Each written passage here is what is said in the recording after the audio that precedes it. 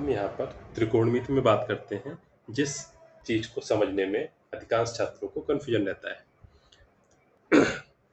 ये एक समकोण त्रिभुज है। समकोण त्रिभुज में हमारी जो भुजाएं होंगी उनके तीन ही नाम हो सकते हैं, लंब, दूसरी भुजा हो सकती है हमारी आधार और तीसरी भुजा हमारी कर्ण।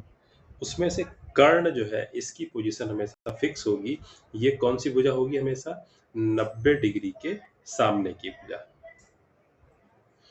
तो यानी कि हम यहाँ पर जो चित्र बना हुआ है इस केस में देखें 90 डिग्री वाला कोण हमारा बी है, तो बी के सामने की भुजा हमारी क्या हो जाएगी? AC, यानी कि हमारा कर्ण यहाँ पर क्या हो गया? AC। अब बचते कौन से हमारे? लंब और आधार।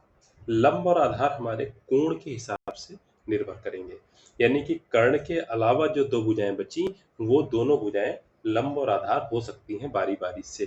कैसे? अब हम देखें यहाँ पर, हम कोण ए के लिए देखें।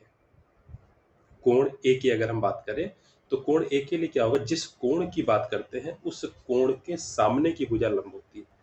अब कोण ए की अगर हम बात कर रहे हैं तो ए के सामने की कौन सी भुजा है? इस तरह से देखने में आ रहा है BC।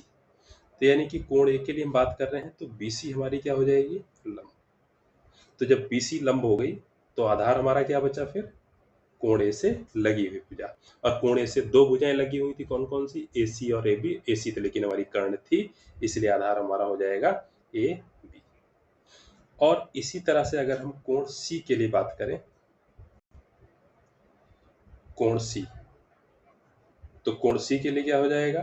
कोण C के सामने की भुजा। तो कोण C के सामने की भुजा क्या है? AB। चित्र में दिख रहे हैं आप। तो AB हमारी क्या हो जाएगी? यहाँ पर लंब।